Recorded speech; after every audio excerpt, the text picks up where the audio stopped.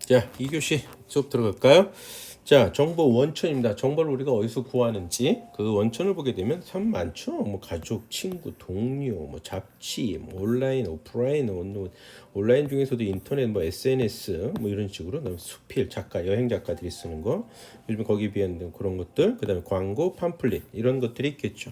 무엇보다도 그런데 우리가 정보 원천일 때 우리 그 고객 입장에서 우리가 고객 입장에서 보게 되면 가장 중요한 건 뭐예요? 결국엔 신뢰도죠. 신뢰도가 얼만큼 있느냐. 상당히 이것이 신뢰성이 높으면 높을수록 나의 그 구매 의사 결정 과정에 영향력이 상당히 크겠죠. 그러다 보니 가족, 친구, 동료의 영향력이 상당히 크다라고 보시면 될 것 같아요. 그 와중에 이걸 보게 되면 좀 재밌는 특성이 그 소비 활동이 처음 이루어질 때, 소비 활동이 처음 초기에는 이 정보 원천이 어딘가면 그것도 기업이 제공해주는 소스예요. 기업에서 제공해주는 것이 있다가 나중에 가면 근데 이게 나중에 가서는 개인적인 것이 원천이 되죠. 결국에는 마지막에 개인적으로서 구하는 원천, 그 정보 원천이 영향력을 더 크게 발휘한다라는 거죠. 시작은 기업에서 제공해주는 그 자료를 가지고 정보를 가지고 시작을 하지만 소비 활동을 그 대안 평가들을 그것도 정보를 탐색하지만 결정적인 거는 결국에는 개인적인 원천, 즉 가족, 친구, 즉 신뢰도가 높은 어떤 정보가 상당히 중요하다. 그래서 마케팅들을 하게 되면 구전 마케팅이 상당히 영향력이 있다라는 사실이에요. 이건 많은 증빙 서류가 되게 많죠. 구전 마케팅 뭔지 아시죠? 어떤 동료라든가 친구라든가 가족들이 말 그대로 구전, 말로써 얘기해주는 직접 그건 신뢰성이 높은 이런 사람들, 즉 개인적인 원천들이거든요. 이게 영향이 되게 크다라고 보시면 될 것 같고요. 이런 정보 원천을 크게 세 가지로 나눌 수가 있어요. 조금 전에 얘기했듯이 소비자 개인적인 원천이 있고, 다음에 이제 기업에서 제공하는 정보 원천이 있겠죠. 그다음에 이제 중립적인 것이 있다. 그래서 구전에 조금 전에 했던 영향력이 가장 크다. 개인적인 결국엔 마지막에 있어서 영향력이 가장 크다. 그러나 여기 단점은 뭐예요? 전문성이 부족하고 주관적인 편견 가능성이 좀 높죠. 아무래도 전문성이나 이런 건 좀 떨어지게 되다 보니까. 그런데 관광산업은, 관광 서비스 상품은 특징이 이런 대중 매체들이, 우리가 그 정보를 전달해주는 매체들이 보게 되면 객관적으로 사실적으로 전달이 무척 어렵죠. 이건 하나의 경험이잖아요. 추억이고, 그렇죠. 관광 서비스 상품들은 그러다 보니까 이게 되게 어렵습니다. 그러다 보니까 어떻게 한다? 중요한 그 의사결정 과정에 영향을 미치긴 하지만 주관적이고 객관적인 이런 주관적이고 이러한 편견의 가능성을 가지고 있는 개인적인 소비자 원천이 더 중요하게 영향력이 크다. 왜? 리스크가 크기 때문에. 관광 서비스 상품은 무형성으로서 지각된 내가 인지하고 있는 리스크가 크단 말이에요. 그러다 보니까 개인적인 그때 영향력이 크다라고 말씀을 드릴 수가 있고요. 그다음 이제 기업 쪽에서 제공하는 정보 원천이 있죠. 직원이 됐던 광고가 됐던. 이거 신뢰도가 좀 떨어져요. 왜? 과장에 따른 불신을 항상 갖고 있어요. 소비자들이. 그리고 이거 밑바탕에서는 하여튼 기업에서 제공하는 건 뭐야? 다 상업성을 띠고 있거든요. 그러다 보니 최근 들어서는 기업들이 맞춤 콘텐츠를 제공하는 것을 많이 활용을 합니다. 즉 신뢰성을 끌어올리기 위한 거죠. 이 기업은 정말 신뢰성이 있네. 그거에 대해서 대표적인 게 뭐죠? 자기의 단점. 그러니까 이 제품의 단점을 갖다가 이야기를 어필을 해주는 게 효과적인 경우가 종종 있다. 그런 단점에 어떠한 그 중요성에 따라서 가중치를 좀 적게 매길 수 있는 그런 단점이 좀 약하다. 이거에 대안이 이런 게 있다라는 이런 식으로 나가게 된다라는 거죠. 그리고 또 하나는 이제 중립적인 원천이 있어요. 요거는 이제 언론 매체, 그 연구기관의 보고서, 어떤 전문가의 조언들. 이런 것들이 바로 중립적 원천인데 요거는 신뢰성이 되게 높아요. 전문가니까. 우리 그렇잖아요. 의사가 얘기하면 뭐 변호사가 얘기하면 이런 전문가들이 얘기하게 될 경우 상당히 믿음이 많이 가게 되죠. 신뢰성을 높게 갖게 된다라는 거죠.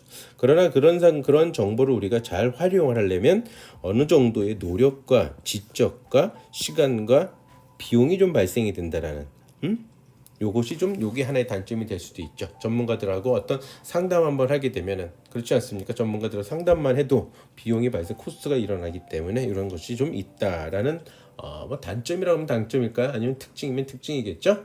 자, 그런 정보 탐색 이런 식의 우리가 이제 알 수 있고요. 관광 정보 탐색입니다. 관광 정보라는 건 과연 뭐냐? 그 개념부터 살펴보게 되면 관광 정보는 딴 거 아니죠. 관광에 우리가 관광의 그 3요소라 그래야 되나요? 이거를 우리가 알죠. 관광 주체, 그다음에 관광의 객체, 그다음에 관광의 매체라 그랬죠. 관광의 주체, 객체, 매체. 즉 관광 정보는 어디에 위치한다? 이 매체에 위치하는 거죠. 즉 주체인 관광객과 관광 객체인 관광 대상, 관광 목적지라든가 관광 활동인 관광 대상을 연결해주는 매개체가 바로 관광 정보다. 그래서 하나의 매체로서 관광 정보가 가지고 있는 주 기능이 뭐냐? 관광 정 가장 기능은 관광 상품은 아까도 말씀드렸지 하이 리스크잖아요. 지각되어 있는 좀 리스크가 크거든요.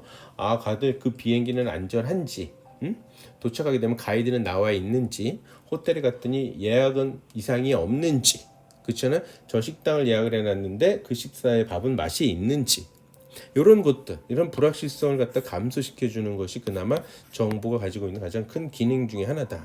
그리고 또한 관광 정보를 우리가 보게 되면 뭐예요? 여행을 떠나고 싶다. 여행을 떠나고 싶다라는 거죠. 관광 정보를 많이 접하면 접할수록 나도 저기 한번 가보고 싶고, 나도 저기 가서 하룻밤 자보고 싶고, 나도 저기 가서 음식을 먹어보고 싶은 이런 촉진 매개체로서 또 관광 정보 주기능이 있다라고 보시면 되고요. 부수적인 기능은 뭐 조직의 관광 관련 조직이 활성, 당연히 관광 정보가 있으니까 그걸 바탕으로서 다음에 경영을 합리화시키고, 다음에 그 지역들 관광지들이 경제가 활성화되게 되고, 정보를 잘 알고 있으니까 그 관광지를 우리가 접근성이 뛰어나게 하는 방법들을 우리가 알 수 있다라는 거죠. 그다음에 관광 자원을 훼손하지 말고 주민들과의 갈등도 방지가 된다. 그쪽 지역의 관광지의 정보. 그럼 내가 방문하려는 방문지에 그쪽의 문화는 이러이러한 정보를 우리가 구했으면 이런 거기 가서는 이러이러한 걸 하질 말아야 되겠다. 여러분들이 이제 그런 거로 공부를 좀 하잖아요. 우리가 태국에 가면은 하지 말아야 될 행위들. 멕시코에 가면 손짓 같은 경우 어떻게 해야 되는 것, 이런 것들을 행위 하나하나가 결국에는 그 현지 주민들과의 갈등을 방지하기 위한 것이라고 우리가 할 수 있겠죠. 자, 다음으로 이제 관광 정보가 이런 관광 정보의 유형을 우리가 좀 한번 살펴볼게요. 지금은 이제 관광 정보의 어떤 그 정보의 개념이라든가 이런 특징들을 살펴보면 관광 정보의 유형은 첫 번째가 이 네 가지로 크게 나눠지게 되는데 둘, 셋, 네 개지잖아요. 이 네 가지는 첫 번째 유발 정보죠. 이거는 관광 욕구를 갖다가 촉진시켜주는, 욕구를 갖다 촉진시켜주는 거죠. 동기를 갖다 유발시켜주는. 그래서 관광 선택을 촉진하는 정보로서 우리가 보면 알 수 있겠죠. 그다음 두 번째는 선택의 정보죠. 우리가 진짜 관광을 가기로 했습니다. 유발 정보를 통해서 우리가 관광을 가기로 했으면은 그럼 어디로 가게 되니까, 어떤 목적지, 며칠 동안 가야 되는지, 이런 것들을 갖다가 진행하는 방법들을 갖다는 선택 정보가 있다고 할 수 있겠죠. 그다음에 이제 계획입니다. 목적지에서 우리는 무엇을 해야 되는지, 다음에 어디를 봐야 되는지, 무엇을 먹어야 되는지, 이런 계획 정보들을 보시게 되고, 그다음에 현지에 가서 우리가 하는 모든 그 행위들이 있지 않습니까? 매력문을 방문한다든가 우리가 거기서 해야 되는 이런 현지에서 얻는 정보들이 있겠죠. 이건 여러분들도 좀 특별히 문제되지는 않을 것 같다. 관광을 욕구를 갖다 촉진시켜주는 유발 정보, 그다음에 어디를 가야 되는지 이를 갖다 결정해야 되는 선택 정보, 그 다음에 계획 정보죠. 거기 가서 무엇을 해야 되는 건지. 그 다음 우리 현지에 도착을 하고 난 다음에 이제 또 디테일하게 들어가야 되겠죠. 그런 정보들을 얻게 되고요. 그런 정보들은 대부분이 보게 되면 유발 정보는 팜플렛 이런 것은 마케팅 자극에 의해서 처음에 시작이 되죠. 마케팅 자극에 대해서 우리가 노출이 됐기 때문에 거기에 대해서 욕구가 상기가 되고, 그래서 욕구를 충족하기 위한 이런 식이 되겠죠. 그 다음에 이제 선택하거나 이럴 때 계획 잡을 땐 여행사나 어떤 관광청이나 그 목적지에 사이트에서 가서 우리가 자료들을 많이 얻게 되고요. 이제 현지 정보는 현지 도착해가지고, 여러분들 가급적이면 현지 도착하게 되면 공항에 도착을 하시잖아요. 그럼 공항에 보게 되면 팜플렛들이 되게 많이 있습니다. 그런 팜플렛들 한번 이렇게 유심히 한번 보세요. 그럼 정말 필요한 정보들도 있어요. 예를 들자면 오늘 저녁에 어떤 이벤트가 열린댄다. 근데 몇 명은 무료라더라. 이런 거는 미리 알 수가 없거든요.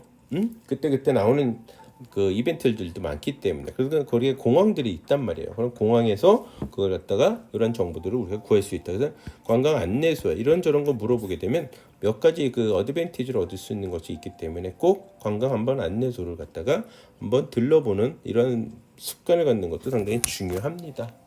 자, 다음에 이제 그 관광의 그 정보 탐색 모델을 갖다가 만들었는데, 이 관광 정보 탐색의 모델을 보게 되면 그 특징적인 게 임의적인 변수와 관광객의 그 개인적인 특성이 관광 정보 탐색을 갖다 결정을 하는 거예요. 그러니까 결론부터 말씀을 드리면, 즉 임의적인 변수와 개인적인 특성의 영향력이 얘네 둘의 믹스가 된 영향이 정보 탐색 방법을 결정을 하게 되는데, 상황적으로 여기서 보게 되면 이제 임의적인 변수는 뭐가 있냐면 상황적인 영향입니다. 의사결정의 유형입니다. 요건 이제 관여도라는 다음 장에서 제가 여러분들한테 한번 설명을 해드릴 거예요. 습관적인 의사결정 과정, 제한적이고 포괄적이고 이런 의사결정 과정들의 또 유형들이 있어요. 거기에 따라서 그 다음에 여행자 내가 누구랑 같이 갈까, 어떤 구성에 따라서 내가 정보 탐색하는 방법이 틀리겠죠. 분명히 다르겠죠. 내가 내 여자친구, 남자친구하고 여행을 떠날 때와 내 가족들하고 여행을 떠날 때와 동료들하고 떠날 때와 수학여행을 갈 때와 교수님하고 갈 때와 분명히 다를 겁니다. 그렇죠? 그런 상황에 따라서 정보 탐색 방법도 다르다. 다음에 상품 특성이죠. 여행의 목적이 뭐냐, 이게 답사냐, 친구들끼리 가는 어떤 친목 도모냐, 가족들끼리 화해를 가냐, 그다음에 여자친구 남자친구하고 뭐 결혼을 어쩌고저쩌고 신혼여행이냐, 이런 거에 따라 분명히 다르겠죠. 그거에 따라 분명히 이렇게 임의적인 변수, 이건 임의적인 내가 조정이 가능하고 변동이 가능하고 이런 거다라고 보시면 되겠죠. 그다음 관광객의 개인적인 특성입니다. 어떤 가족의 어떤 라이프 사이클은 어떤지, 나 자신의 경험이라든가 어떤 사전의 지식, 인지된 교육들 받았던 거, 경험들, 내가 여행 경험이 있는지 없는지, 그리고 내가 속해져 있는 사회에서는 어떤 여행을 떠나는지, 내가 사회계층 여행지에서 어떤 호텔들을 자야 되는 건지, 내가 속해져 있는 사회계층이 뭐 최하인데 아니면 내 최상인데 거기에 맞는 적절한 이런 것들이 다 영향을 미친다라는 거죠. 그래서 그런 개인적인 특성이 정보 탐색 방법을 정한다. 그래서 공간적으로는 내적 정보 탐색을 할 거냐, 외적 접속된 거를 할 거냐. 그다음 시간적으로는 구매하기 그러니까 소비하기 전에, 여행을 떠나기 전에, 관광 경험을 하기 전에 하는 결정이 있을 것이고, 그렇죠. 정보 탐색이 계속 하는 것도 있고, 현지에 가면서 계속 진행하면서 이 관광 정보는, 관광객의 여행은 그거잖아요. 의사결정 과정이 계속 연속적으로 복합적으로 이루어지지 않습니까? 일반적인 상품들은 한번 소비가 구매 결정이 나면 그 전까지만, 구매 결정 직전까지는 정보 탐색을 많이 하지만, 그 다음에 구매를 하고 나면 정보 탐색을 이제 더 이상 거의 안 한다라는 사실. 그러나 관광 여행은 구매를 했음에도 불구하고 현지에 가서 또 현지 도착해서 아까 얘기한 현지 정보들을 계속 정보 탐색을 한다라는 거죠. 그래서 진행형이 계속 있고, 그 다음에 구매 이전에 하는 그 정보 탐색이 있다. 그 다음에 이제 운영적인 면에서, 운영의 면에서 그 각각의 그 변수들이, 각각의 요인들이 서로 어떤 영향을 미치는지, 이런 그 정보 탐색을 하는 건지, 이 내가 내린 결정에 대해서 이 요인에 대해서 영향을 미치는 건 뭔지를, 이런 변수를 찾는 것들도 있고, 그 다음에 결정적으로 아예 딱 쐐기 박듯이 의사결정 과정에 확실하게 쐐기 받는 이런 것들도 있다라고 보시면 되겠죠. 그래서 이런 걸로 인해서 탐색 결과가 나오는 거죠. 체류 기간은 얼마나 갈지, 우리가 어디를 방문할지, 다음에 경비 예산을 어떻게 해야 될지, 매력물을 몇 군데나 우리가 찾아가야 될지, 이런 것들이 이제 그 탐색의 결과가 나오게 된다라고 보시면 된다라는 거죠. 그래서 정보 탐색 정도가 높을수록 장기 체류자들이고 여러 군데를 방문한다, 이런 특징을 갖고 있다는 거죠.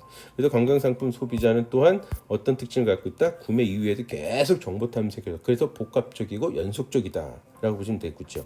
그다음 구매 긴급성이나 유능한 판매원한테 달게 되면 정보 탐색은 감소하게 된다라고 몇 번 말씀드렸죠. 자, 이런 그 관광 정보들인데 마케팅 전략을 보게 되는데요. 우선 고려 상품군하고 상기 상품군이야. 우리가 마케터들이 자꾸 그 광고들을 계속 노출을 시키고 어텐션을 하게 되는 이유는 뭐에 하기 위해서? 네, 고려 상품군에 들어가기 위한 겁니다. 고려 상품군은 뭐냐? 내가 대안 평가를 내리는데, 대안 평가를 그 수없이 많은 정보 탐색들을 하는데, 정보 탐색하는데 내가 아는 정보 탐색이 돼야 되고, 내 머릿속에 들어와 있는 정보가 돼 있어야 돼요. 응? 내가 가지고 있는 지식이어야 된다는 거죠. 그러한 정보가 되기 위해서 어떻게 고려되는 상품군, 즉 상기가 이루어져야 됩니다. 아까 그랬잖아요. 기억에서 인출을 해야 되거든요. 나의 기억이란 뇌에서 정보를 인출해야 될 수 있게 자꾸 상기를 시켜주는, 이보크가 되는 이런 것이 되어야 된다는 거죠. 자, 그렇다면 우리가 보면 제품이 있어요. 수없이 많은 그 제품군이 있겠죠. 내가 뭐 차를 삽니다.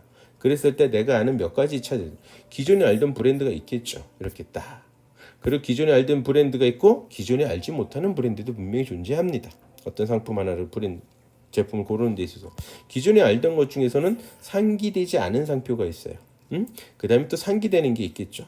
그다음 상기되지 않는 것들은 내가 싫은 거, 실패한 거, 소멸, 관심이 없는 거, 뭐 이런 것들이 있겠죠. 그렇죠. 그다음에 상기 상평군이 있게 되고 그다음에 이제 요걸 갖고선 우리가 여기까지가 이루어지는 게 뭐예요? 내적 탐색에서 되는 거죠. 내적 정보를 탐색을 하는 거죠. 응? 내가 아는 겁니다. 근데 리스크가 있고 관여도가 높고 구매 빈도가 좀 적고 막 이러면은 이제 외부 탐색으로 가게 된다는 거죠. 그랬을 때 우리는 외부 탐색을 하게 될 경우 기존에 알지 못한 상표도 한번 조사를 해보고 싶은 거예요. 그래서 외적 정보 탐색에서 발견될 수도 있고 외적 탐색도 발견되지 않을 수도 있다라는 거죠. 근데 발견되는 상표가 돼야 되겠죠.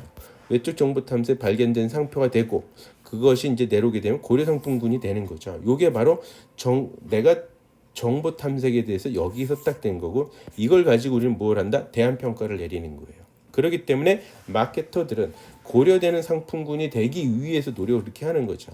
그래서 외적 정보 탐색은 뭐예요? 네이버나 됐든 다음이 됐든 여러분들이 정보를 구하는 그 정보 원천 매체에서 항상 1순위에 올라오기 위한 것이 바로 외적 정보 탐색의 그 리스크를 끌어올리는 이유가 이 외적 정보 탐색에서 발견이 되어야 되기 때문에 그래요. 그래야지 고려 상품군으로 내려가거든요. 그럴 것보다는 이제 더 원천적으로는 뭘 해요? 자꾸 광고를 하는 이유가 뭡니까? TV가 됐든 어디가 됐든 스타 마케팅을 하든 이런 것은 바로 내가 기억해내는 상기가 되는 인출이 되는 상표군이 되어야 되는 거죠.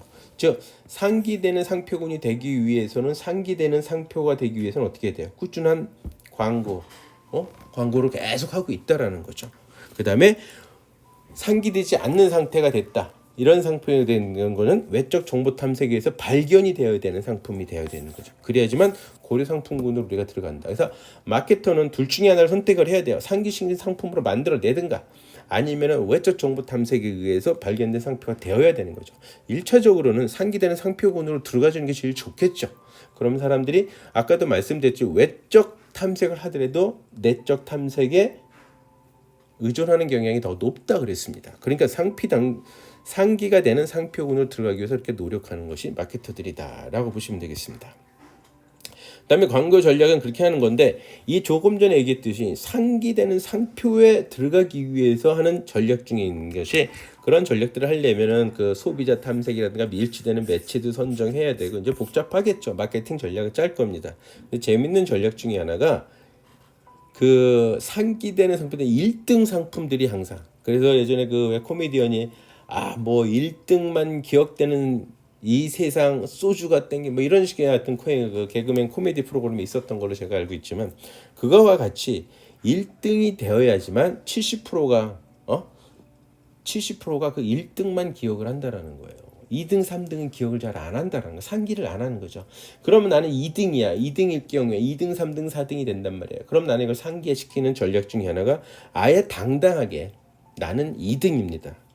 아비스 이즈 온리 넘버 2. 아예 그냥 2등이라고 얘기를 해버린 거죠. 아비스 온리 넘버 2 렌트카 업계에서. 그래서 우리는 we try harder. 더욱더 열심히 하겠습니다. 우리는 2등입니다. 1등이 못 되었기 때문에 2등이지만 더 열심히 하겠다. 이것이 확실하게 성공시키는 또 상기 전략이신 거죠. 상표군에 들어가기 위한 이런 전략들을 펼친다라는 거죠. 이런 전략들은 또 재밌는 게 그것만 있는 게 이 아비스면 다른 근데 또 하나의 사례를 들어보면 다음과 같은 것들이 있어요. 뭐가 있냐면 부산 소주예요. 대선인데 우리는 2등입니다. 아예. 우리는 입니다. 부산 유일의 소주에서 대선 소주는 2등입니다. 아예 2등으로서 상기시켜주는 거죠. 그렇게 되면 상기는 일단 낸 거예요. 그러면 대안평가에 들어간다라는 거죠. 대안평가에 안 들어가면 의미가 없잖아요. 아예. 그렇죠? 소멸되는 정보가 똑같으니까. 이렇게 2등을 더. 요게 또 재밌는 그 2020년에 벌어진 사건 중에 하나인데 이 차승원이 진라면을 갖다가 하면서 이런 멘트를 달아놔요. 이렇게 맛있는데 언젠가 1등 하지 않겠습니까? 그걸 봤을 때 어땠었냐? 2012년도 기준에서 이렇게 이 진라면과 신라면의 차이는 너무나 심했어요. 진라면이 21%. 아니 신라면이 21%, 진라면이 4%였어요. 차이 정말 심했죠. 그러나 2019년도는 확 많이 줄였습니다. 그러다 결국 일 한번 터뜨리죠. 진라면. 30년 부동의 일이 지키던 신라면을 진라면이 결국 이겨버린 역대급 상황이 작년에 벌어졌죠. 그냥 이런 일도 생기는 거예요. 아예 2등 전략을 펼쳐가지고 이렇게 역전시키는 경우 되게 어렵지만 아예 그냥 2등 전략에서 이런 일도 발생이 되었다라고 보시면 되는 거죠. 그래서 이런 식으로 그다음 이제 매치 믹스라는 게 있는데 이건 뭐냐면 소비자는 하나의 정보만 배타적으로 의존하지는 않는다라는 거죠. 즉 무슨 얘기냐면 무언가 하나를 결정을 내릴 때, 무언가 하나를 내릴 때 매체를 정보를 획득하는 경로가 한 군데만 아니라 여러 군데서 한다. 인터넷, SNS에도 알아보기도 하지만 기업에서 직접 홍보하는 기업 사이트 들어가서 알아보기도 하고, 그다음 TV 홈쇼핑 같은 TV 매체에서도 우리가 정보를 또 알아보기도 하고, 또한 나한테 가장 신뢰성이 높다라고 평가 내리는 구전 마케팅을 통해서 가족이라든가 친구라든가 동료에서 이런 정보를 갖다 획득한다라는 거죠. 즉 정보 획득이 상당히 다양성을 가지고 있다라고 보시면 되죠. 그래서 마케터들이 만들어내는 정보 전략 중에 하나가 이 통합 마케팅이라는 게 있어요. 통합 마케팅. 이 통합 마케팅은 뭐냐? 통합 마케팅은 딴 게 아니라 통합을 시킨 거예요. 말 그대로. 인터그레이티드 마케팅 커뮤니케이션 통합을 했던 거. 무슨 얘기냐면 일관된 메시지를 전달하겠다. 이게 무슨 얘기냐?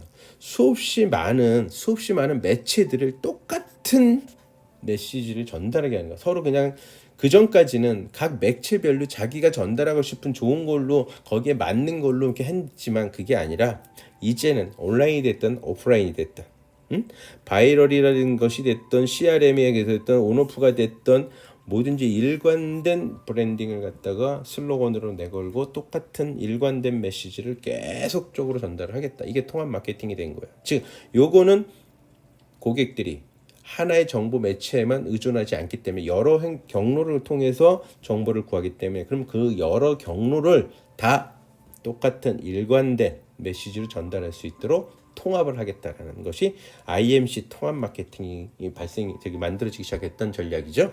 이런 전략도 있다 보시면 되고요. 그 다음에 이제 소비자들은 정보 탐색에 들어가는 재정적이고 심리적이고 시간적 비용을 크게 지각을 하고 있어요. 인지를 하고 있다는 거죠. 그럼 이걸 갖다가 한 번에 해결을 해주는 그런 것이 필요하다는 거죠. 그래서 카탈로그를 이용해가지고 시간에 같은 카탈로그를 이용해서 이 카탈로그만 보셔도 모든 여러분 그 고객이 원하는 정보를 다 구할 수 있다. 그래서 재정적이나 시간적으로 심리적으로 시간의 가치 상당히 중요시 여기게 해주는 거죠. 대표적으로도 중국계 그 자본으로 만들어진 샹그리라 리조트 특급 명품 리조트죠. 이 명품 리조트가 전 모든 사이트에다가 얘기한 게 VR 시스템, 비디오 시스템이죠. 비디오. 보통 같은 이런 비디오를 갖다가 단순한 예전에는 그 자기네 그 현장 사진만 스냅 사진이죠. 그것만 올려놨다. 그게 아니라 전부 다 VR 시스템을 갖춰놓고 비디오를 갖다가 쫙 해서 알려주는. 그래서 이 비디오 것만 보게 돼도 여러분이 방이라든가 어떤 시설이라든가 이런 걸 전부 다 그래서 여러분들이 구하는 정보를 다 구할 수 있게 해준다라고 보시면 될 것 같아요.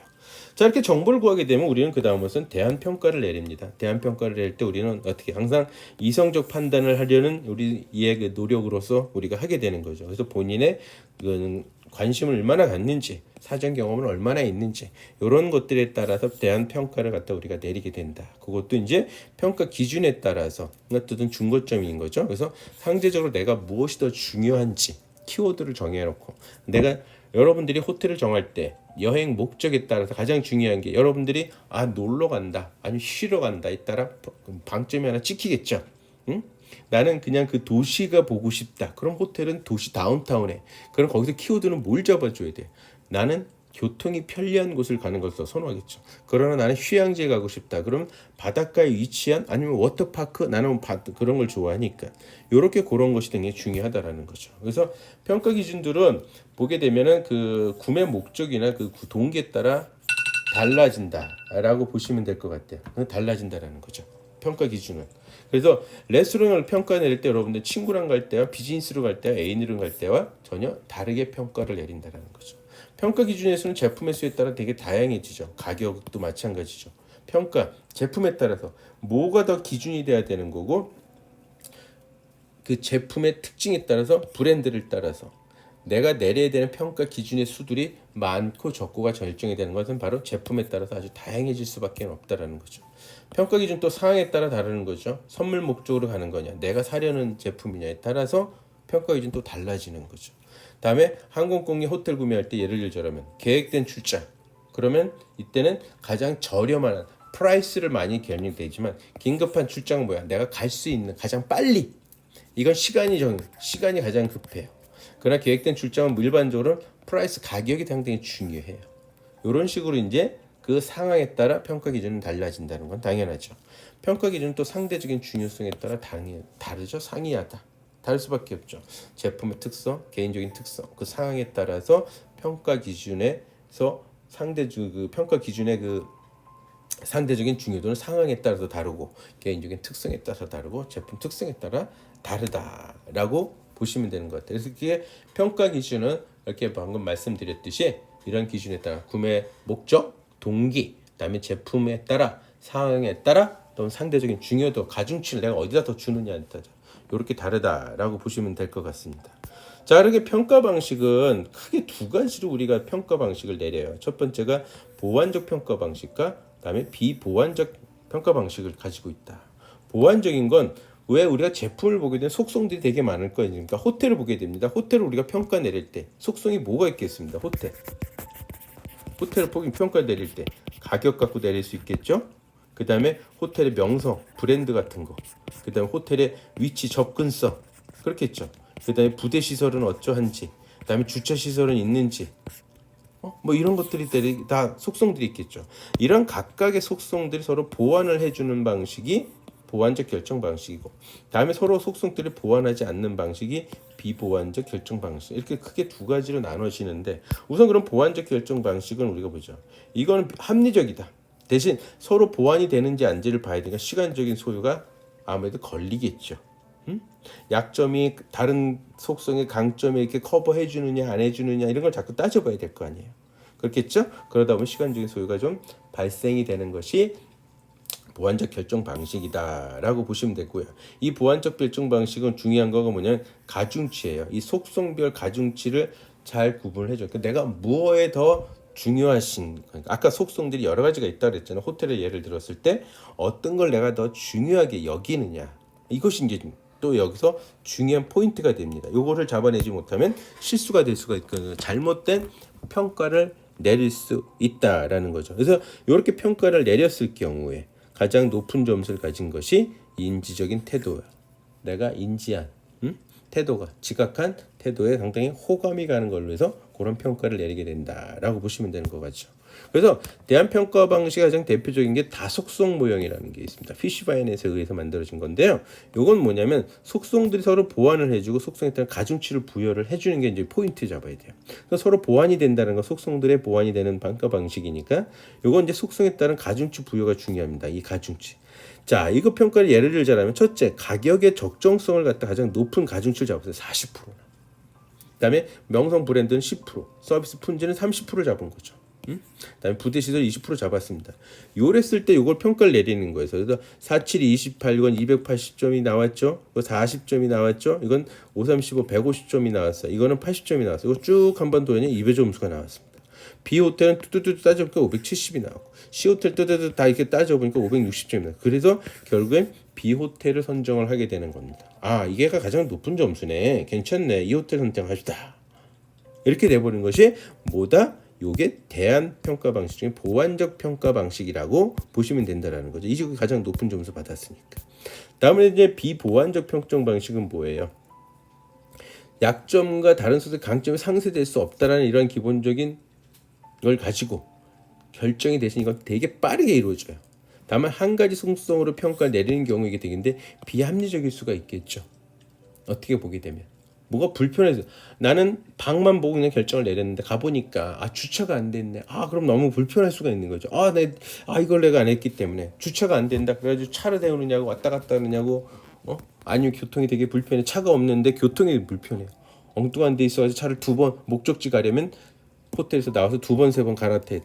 이런 식으로 비합리적인 선택 가능성일 수도 있다. 다만 한 가지 속성으로 결정 낼 때 이런 방법을 사용을 한다. 그래서 결정은 빠르고 아주 쉽게 내릴 수가 있겠죠. 여기에는 이렇게 몇 가지 것들이 있는데 한번 간단하게 살펴볼게요. 자, 사전 편집식은 순서대로예요. 여기는 중요도가 필요합니다. 내가 가격을 난 가장 중요시 여긴다. 그랬을 때 딱 점수를 매겨보니까 A 호텔과 B 호텔은 딱 정해진 거예요. 그러면 C 호텔은 탈락시켜버렸어요. 그냥 탈락시켜버리는 거죠. 그 다음에 이제 이거 두 개니까 또 결정을 해야 돼. 명성 갖고 하는 거예요. 둘 다 똑같네. 그 다음에 세 번째 이제 중요도. 서비스 품질. 딱 보니까 B호텔 탈락 시켜버리는 거죠. B호텔이 A호텔 떨어지네. 그러면 이제 더 이상 안 보고 바로 A호텔로 결정 내리는 방식이 사전 편집식 사전처럼 하나하나 모음 하나하나 자음 하나하나 찾아가면서 이제 결정을 때려버리는 거죠. 결정을 내려버리는 상황이 돼버리는 거죠. 그 다음 순차적 제거 방식이에요. 이번에는 요건 이제 뭐냐면 각 속성별에 최저 기준점을 둔 거야. 그래서 이거가 안 되면 잘라버리는 거죠. 8점 이상은 돼야 돼. C호텔이 보니까 안 되는 거. 너 탈락. 그냥 끝내버리는 거죠. 그 다음에 명성을 6점 이상은 돼야 돼. 그랬더니 A호텔, B호텔 다 돼. 다음에 서비스 품질을 따져봤더니 5점 이상은 돼야 돼. 둘 다 5점 이상은 넘었어. 그 A호텔, B호텔 계속 맞는 거예요. 부대 시설은 4점 이상이 돼야 돼. 했더니 A호텔이 부대 시설이 좀 떨어져. 그럼 이제 잘라버리는 거죠. 그럼 최종 선택 B호텔이 된다라는 거죠. 요게 순차적 하나하나 제거해 나간 거예요. 내가 원하는 그 기준점에서 미달하는 것만 골라내는 거죠.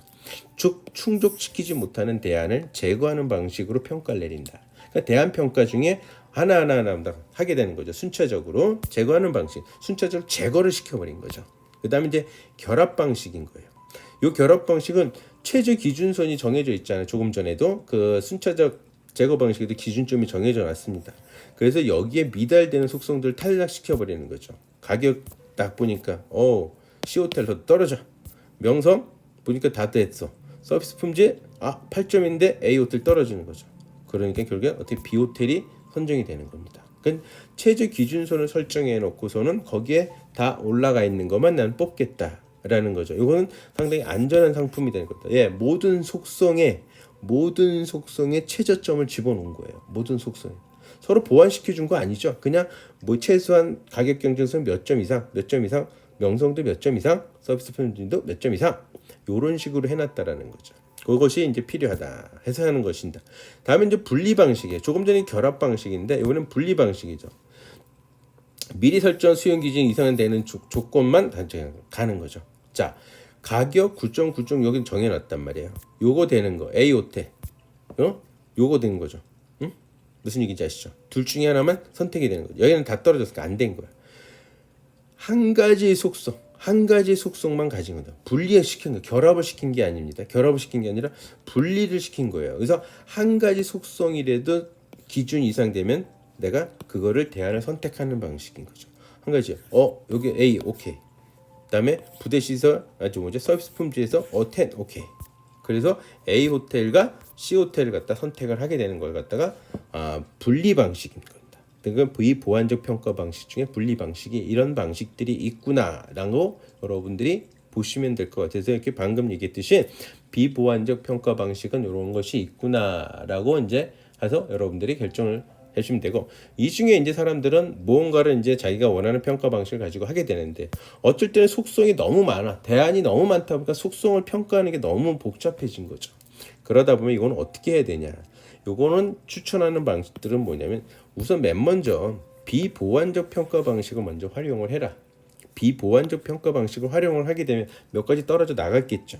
그 다음에 나머지 대안들에 의해서 보완적 평가 방식을 전략을 활용하는 방법이 가장 합리적인 방법이다 라고 보시면 될 것 같아요. 뭐 그렇게 우리가 이제 대안 평가를 내리게 되는 거죠. 이 대안 평가와 이제 마케팅 전략을 펼치는 건데, 보완적인 것과 비보완적입니다. 보완적인 방법은 보완적인 평가 방식에 의해서 결정 내린 사람들을 대상으로 마케팅을 어떻게 해야 되냐, 이럴 때는 가중치가 높은 속성에다 점수를 더 많이 받도록 해주는 것이 유리하겠죠. 그렇지 않습니까? 점수를 아까 얘기했듯이 가격이 40%나 차지해요. 그럼 여기서 점수를 많이 받을수록 좋잖아요. 이거는 지금 현재 뭐의 방식과 똑같죠? 수능이 그런 거죠. 국영수가 가중치가 높죠. 나머지 이제 암기 다른 과목들은 가중치가 떨어지잖아요. 그런 방식이라고 생각하시는 거죠. 그렇기 때문에 어떻게 해요? 국영수를 열심히 공부하는 이유가 그 이유잖아요. 가중치가 높은 과목에서 높은 점수를 얻기 위한 거죠. 다음에 이제 비보완 방식은 뭐죠? 관광 소비자가 중요시 여기는 키워드 속성 하나를 갖다가 어필을 아예 해버리는 거죠. 그것만 어필을 한번 해버리는 거예요. 그래서 주로 저간역 제품에 해당되는 건데, 요거를 이제 하나 예를 들면 품질 개선 전략, 약한 속성을 갖다 품질 개선하는 거가 되겠죠. 그 다음에 강조하는 거죠. 중요도, 가중치가 높은 걸 갖다 중요도로 끌어올리는 거예요. 새로운 속성, 아예 속성 자체를 하나 끄집어내는 거죠. 즉 평가 방식 속성에 없던 걸 갖다 끄집어 올려가지고 새로운 속성을 개발해서 그걸 갖다가 어필을 하는 전략인 거죠. 이걸 이렇게 설명할 수 있어요. 약한 속성을 강하게 만드는 전략인 거죠. 자, 이 C호텔은 가장 약했던 게 뭐예요? 가격의 적정성이 약했어요. 그럼 어떻게 해요? 할인 이벤트 같은 걸 벌린다라는 거죠. 그럼 A호텔 같은 경우는 이런 특징을 갖고 있죠. 강한 속성이 뭐예요? 가격 절정이죠. 이거는 업계 최저 가격이라고 어필을 아예 해버리는 거죠. 마케팅 전략 글로 들어가는 거죠. 업계 최저. 왜? 가격의 적정성이 가장 높은 점수를 받고 있으니까. 그렇게 되는 거예요. 또 하나의 방법은 아예 새로운 속성 방식을. 여긴 지금 속성이 없는 게 뭐가 있을 것 같아요, 여러분들이 봤을 때. 응?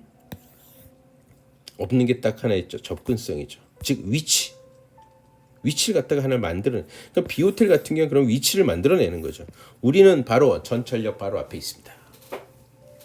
2호선, 3호선이 통과되는 전철역 앞에 있습니다. 만약 을지로 3가 있다라면 이런 식으로 접근성, 위치를 갖다가 어필을 하는 거죠. 얘네가 B호텔 같은 경우는 지금 장점이 이것저것 따져봐서 안 되니까 어떻게 그런 어필을 해가지고서는 마케팅 전략을 펼치면 된다라고 보시면 되고요.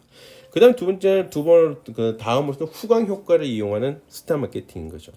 어떤 대상이나 이 후광 효과라는 거, 할로우 이펙트는 어떤 대상이나 사람에 대해서 일반적인 견해가 그 대상을 평가하는 데 미치는 거예요. 일명 스타 마케팅이라고도 해요. 스타의 명성, 인기, 이게 일반적인 견해입니다. A란 스타. 그래서 그 후광 효과를 발휘해서 고객의 상품 구매 욕구를 자극시키는 것도 스타 마케팅인 거죠. 아래 이미지가 바로 교황이 그 경차의 기아 자동차의 소울을 타고서는 의전을 했거든요. 행사를. 그래가지고 이때 어떤 일이 벌어졌어요? 기아차 소울이 엄청 잘 팔렸다는 거죠. 교황이 탄 차였으니까. 그 교황이라는 엄청난 스타 아닙니까? 교황이 탄 차라서 기아차 소울은 엄청나게 많은 매출을 끌어올린 적이 있었다. 이것은 바로 대한평가를 갖다 후광 효과를 이용한 거였죠. 자, 그런데 관광객의 행동은 과연 항상 합리적이고 이성적으로만 하냐라는 거야. 여러분들도 여행을 떠났을 때, 그게 국내가 됐든 해외가 됐든 간에 제주도 여행을 떠나든 뭐 어디 뭐 태국을 가든 이렇게 보게 되면 비합리적이고 비이성적인 행동들을 할 때가 있다라는 거죠. 대표적으로 어떤 충동 구매, 더군다나 뭐 선택 관광도 아니면 쇼핑에서도 제가 저 정도 돈으로 저거를 갖다 야 이거 한국에 있으면 전혀 안 할 짓을 하네. 예, 그래서 사람들은 감정과 어떤 감성과 직관적으로 결정하는 방식들도 하게 된다는 거죠. 그게 휴리스틱 결정 방식에 의해서도 대한평가를 내리고 있다라는 사실입니다. 아셨죠? 그래서 이렇게 대한평가 방식에 따른 마케터들은 거기에 맞는 전략을 펼쳐야 된다라고 말씀드릴 수 있겠습니다. 자, 다음 순 이제 구매죠. 이제 구매가 이제 대한평가가 끝났으니까 이제 구매에 들어간 거죠. 그래서 이 구매의 개념은 잠시 쉬었다 하도록 하겠습니다.